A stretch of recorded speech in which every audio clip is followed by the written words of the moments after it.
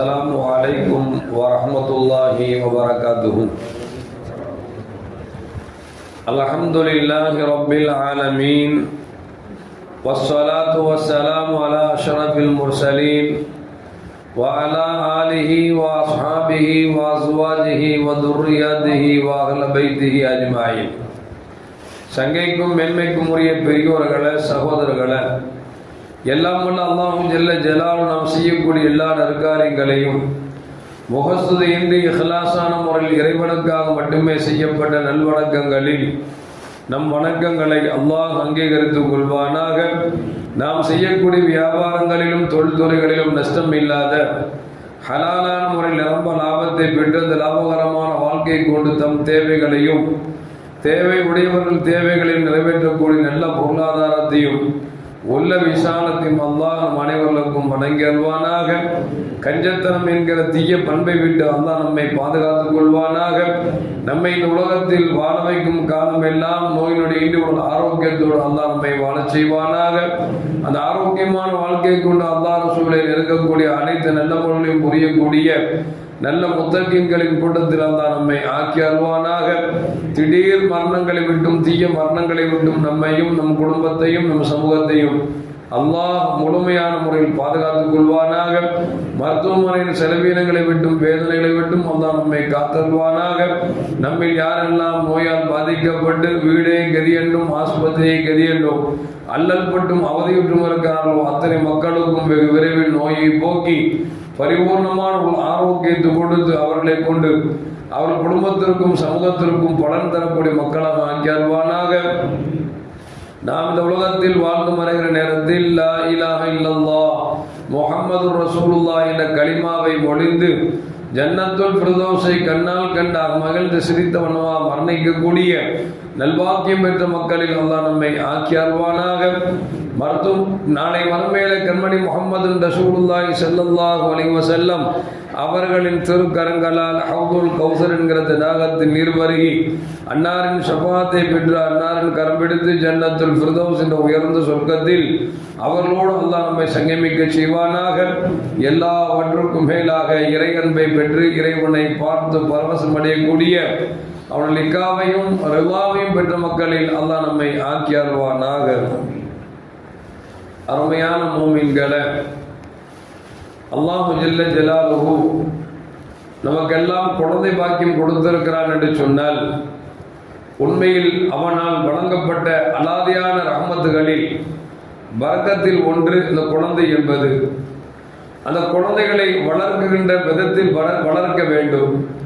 எனவேதான் கண்மணி முஹம்மது ரசூலுல்லாஹி ஸல்லல்லாஹு அலைஹி வஸல்லம் சொல்வார்கள், உங்கள் குழந்தைகளுக்கு நீங்கள் பொருளாதாரத்தை சேர்த்து வைப்பதை விட நல்லொழுக்கங்கள் கொடுக்கக்கூடிய பெற்றோரை நல்ல பெற்றோர் என்று பெருமானார் ஸல்லல்லாஹு அலைஹி வஸல்லம் சொன்னார்கள்.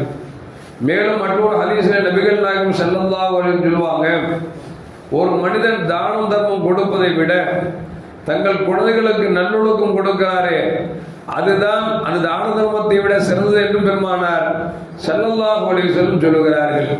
அப்படி என்று சொன்னால் பிள்ளைகளை பெற்றெடுப்பது பெரிதல்ல, அவர்களுக்காக பொருளாதாரத்தை சேகரிப்பது தவறல்ல.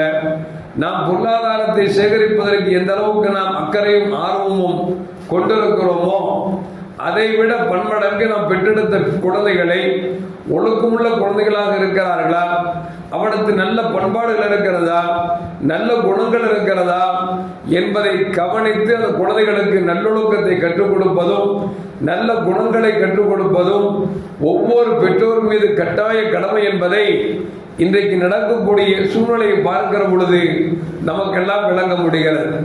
அருமையான மூமின்களே, ஒரு ஐபிஎஸ் பேசுகிறார். அவர் சொல்லுகிறார், ஒரு குடும்பத்தில் ஒரு பெண்மணி ஒரு குழந்தை 12ஆம் கிளாஸ் படிக்கக்கூடிய பிள்ளை, தகப்பன் போன் அடித்தால் ஆட்டோக்கார் வந்து விடுவார், ஏற்றி விட்டு செல்லுவார். அப்படி ஒரு நாள் போன் அடிக்கிறார், ஆட்டோக்காரர் வருகிறார். இந்த குழந்தை 12ஆம் கிளாஸ் படிக்கக்கூடிய குழந்தை ஆட்டோவில் ஏறுகிறது. ஏறிய மாத்திரத்தில் அடுத்து ஒரு மெசேஜ் கொண்டு வருகிறது இந்த 12ஆம் கிளாஸ் பிள்ளைக்கு. என்ன அப்படின்னா, நீ ரொம்ப அழகா இருக்கிற அப்படின்னு ஒரு மெசேஜ் வருது. பொதுவாக பெண்களை பொறுத்த வரைக்கும் கொஞ்சம் பாராட்டி விட்டாலே தன் மனதை அடக வைக்கக்கூடிய ஒரு சூழ்நிலை இன்றைக்கு ஏற்பட்டு கொண்டிருக்கிறது. அந்த பெண் ஸ்கூலுக்கு போனால் வந்துட்டா அடுத்த நாளும் ஆட்டோக்காரருக்கு ஃபோன் பண்ணுறாங்க. ஆட்டோக்காரர் வருகிறார். இந்த +2 குழந்தை ஆட்டோக்குள்ளே ஏறுகிறார். ஏறணும்னு அடுத்த மெசேஜ் வருது, நீ அணிந்திருக்கிற ஆடை மிகவும் அழகாக இருக்கிறது என்று சொல்லி ஒரு மெசேஜ் வருது. யார் அப்படின்னா இந்த ஆட்டோக்காரனோட நண்பன். இதை பார்த்து கொண்டிருந்தவன் அந்த பிள்ளையுடைய போன் எப்படியோ போன் நம்பரை இந்த ஆட்டோக்காரனிடத்திலிருந்து பெற்றுக்கொண்டு முதல் நாள் நீ அழகாக இருக்கிறாய் என்கிறான். இரண்டாவது நாள் உன் ஆடை அழகாக இருக்கிறது என்று சொல்கிறான். உடனே இந்த பிள்ளை என்ன செய்யுது அப்படின்னா நீ யாரு அப்படின்னு சொல்லி திருப்பி மெசேஜ் கொடுக்குது. அவன் சொல்றது உண்மையை பிரியம் கொண்டிருக்கிற உன்னை நேசிக்கக்கூடிய ஒரு ஆண் மகன் என்று சொல்லி அவன் மெசேஜ் அனுப்புகிறார். அனுப்பினால் பேச்சு தொடர்கிறது. ஒரு கட்டத்தில் இந்த பெண் குழந்தை தன்னுடைய உள்ளத்தை அவனிடத்தில் அள்ளி கொடுத்து விட்டது. அந்த அவன் மெசேஜ் அனுப்பினானே அவன் என்ன செய்கிறான் என்று சொன்னால், உன்னை நான் பார்க்க வேண்டும். பார்க்க வேண்டுமா? எங்கே பார்ப்பது? எத்தனை மணிக்கு பார்ப்பது? அந்த அவன் சொல்லுகிறான், காமக்கொடவன் சொல்லுகிறான், என்னை பார்ப்பதாக இருந்தால் மதியம் 3 மணிக்கு இந்த பார்க்கிலே வந்து என்னை பார்த்து சொல்லுகிறான். அந்த குழந்தை சொல்லுகிறது, உன்னை நான் பார்க்க முடியாது. ஏன்னு சொன்னால் எனக்கு ஸ்கூல் இருக்குது, ஸ்கூல் முடியறதுக்கு 4 மணி ஆகாம பார்க்க முடியாதுன்னு உடனே உண்மையில் என்பது அன்பு வைத்திருந்தால் ஸ்கூலை கட்டடிச்சுட்டு வா அப்படின்னு சொல்லி சொன்ன உடனே இந்த பிள்ளையும் ஸ்கூலை கட்டடிச்சு அந்த பார்க்குக்கு போய் அவனிடத்தில் பேசுகிறது.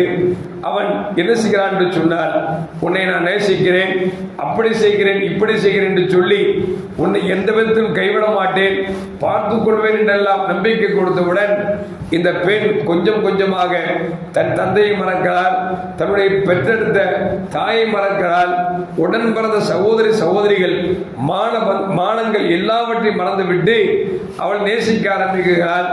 ஒரு நாள் அவள் சொல்லுகிறாள், நீ உண்மையில் என்னை நேசிப்பதாக இருந்தால் உன் வீட்டு தெருவிலே ஒரு யுனோவா காரை நிப்பாட்டி விட்டு ஒரு டாக்டர் அவர் என்ன செய்கிறார் என்று சொன்னால் வாக்கிங் போய் கொண்டிருக்கிறார்.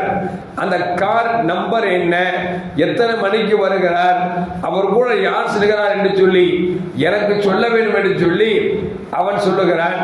இந்த பெண் குழந்தை அவன் 4 மணிக்கு டாக்டர் காரை நிப்பாட்டி விட்டு வாக்கிங் போகக்கூடிய செய்தியெல்லாம் கரெக்ட் பண்ணி அவளுக்கு மெசேஜ் அனுப்புகிறார்.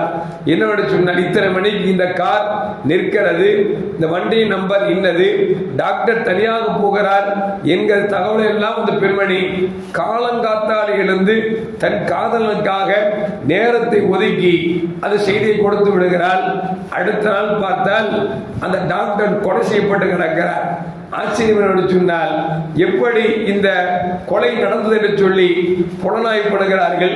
கடைசியில் எப்படியோ கண்டுபிடித்து அந்த குற்றவாளியை கண்டுபிடித்த பிறகு இந்த தகவலை எப்படி சேகரித்தா என்று பார்க்கிற பொழுது இவன் எந்த பெண்ணுக்கு மெசேஜ் அனுப்பினானோ அந்த பெண்ணிடத்தில் தகவல் வந்திருக்கிறது என்பதை விளங்கிக் கொண்டு அந்த பெண் குழந்தையும் குற்றவாளி என்று சொல்லி குற்றவாளியின் கூட்டில் நிறுத்தப்பட்டு அவர்களை எப்படியாவது இந்த குழந்தையை காப்பாற்ற வேண்டும் என்று சொல்லி முயற்சிக்கிறார்கள். அந்த குழந்தை சொல்லுகிறது, எனக்கு அவன்தான் வேண்டும் என்று சொல்லுகிறது.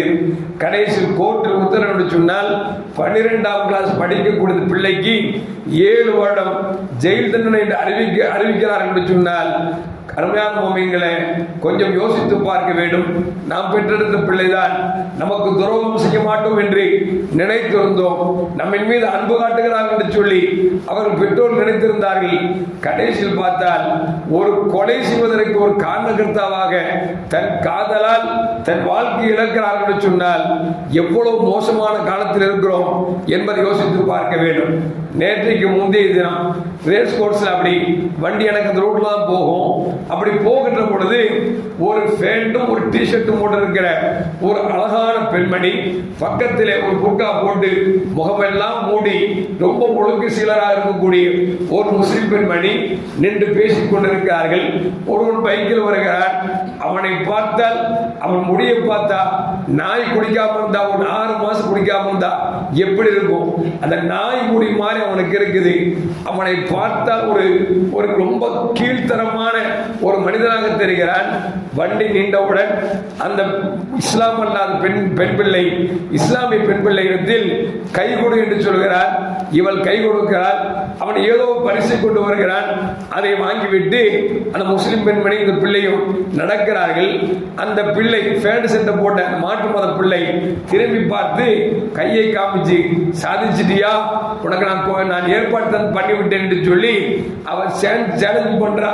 அவன் சிரித்துக் கொண்டே போகிறான் என்று சொன்னால் கொஞ்சம் யோசித்து பார்க்க வேண்டும். அருமையான பெருமக்களே, நாம் பெற்றெடுத்த பிள்ளைகள் தான் படிக்க அனுப்புகிறோம், வேலைக்கு அனுப்புகிறோம்.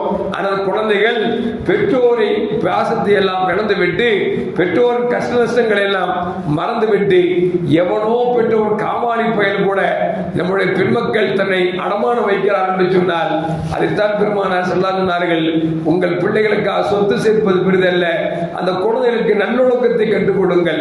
சிறு வயதிலிருந்து அந்நியானை பார்ப்பது ஹராம் என்று நாம் சொல்லிக் கொடுத்திருந்தோம் என்று சொன்னால் அந்த பிள்ளைகள் கொஞ்சம் யோசித்திருப்பார்கள். அது இன்னைக்கு என்ன ஆகி போச்சு அப்படின்னா, ஒரு காலேஜுக்கு போறதா இருந்தாலும் சரி, ஸ்கூல் போறதா இருந்தாலும் சரி, வாப்பா யோசிக்கிறார், இங்கிருந்து நான் கொண்டு போய் விடணுமான்னு சொல்லிட்டு நீ ரேபிட்டோட போட்டு வா அப்படிங்கிறான். ரேபிட்டோ போட்டு போனா வந்து நிக்கிறவன் காபீர் பயலா இருக்கிறான். நம்ம புள்ள நம்பரை சொல்லுது, பின்னால் ஏறி உட்காருது. ஃபர்ஸ்ட் நாள் கொஞ்சம் அப்படி இப்படி விலகுது, அடுத்த நாள் ஒட்டுகிறது, கை போடுகிறது, என்னமோ நடக்கிறது என்று சொன்னால் நாம என்ன கேட்கிறோம் அப்படின்னா, பெத்த பிள்ளையை பாதுகாக்க தெரியவில்லை என்று சொன்னால் ஏன் பிள்ளையை பெக்கணும்? பிள்ளையை பெத்தா பாதுகாக்கிற பொறுப்பு கூட உங்களுக்கு தெரியல அப்படின்னா ஏன் மனுஷனா வாழணும்? ஏன்னா அல்லாஹ் கொடுத்திருக்க அமானிதம் நாம் நினைத்து விடக்கூடாது. நம்முடைய சோம்பேறித்தனத்தின் காரணமாக பிள்ளையின் வாழ்க்கையை நாம் நாசப்படுத்தி விட்டோம் என்று சொன்னால் இந்த உலகத்திலும் ஆகிரத்திலும் அசிங்கம் மட்டும் அல்ல, நாளை மறுமையிலே நரகம் கிடைக்கும் என்பதை மறந்துவிடக்கூடாது. எனவே பெற்றெடுத்த பெற்றோர் பிள்ளைகள் மீது அக்கறை செலுத்த வேண்டும், அவர்களுக்கு நல்லொழுக்கங்களை கற்றுக் கொடுக்க வேண்டும். முடிந்த வரைக்கும் அது காலேஜாக இருந்தாலும் வேலைக்காக இருந்தாலும் பெற்றோர்கள் கொண்டு அவர்களை விட்டுவிட்டு மீண்டும் அழைத்து வருகின்ற சூழல் இருந்தால் மட்டும்தான் நாம் செய்ய வேண்டுமே தவிர, மனைவிக்கு வண்டி ஓட தெரியாது, வீட்டுக்கார் காலையிலே போயிடுவாரு, சாயங்காலம் தான் வருவாரு, பிள்ளைக்கு பஸ் எல்லாம் நம்ம அனுப்ப முடியாது அப்படின்னு சொல்லி நம்ம ரேபிட்டோட போட்டு போனா அவர் ரேபிட்டோட ரேக்கிங்கும் செய்வான், எல்லாமும் செய்வான். எதற்கு சொல்லுவார் என்று சொன்னால், நம்ம பிள்ளைகளுக்கு நல்லொழுக்கத்தை கொடுத்து விட்டோம் என்று சொன்னால் அவர் உலகத்தில் எப்படியும் சம்பாதித்து விடுவார்கள், எப்படியும் வாழ்ந்து விடுவார்கள்.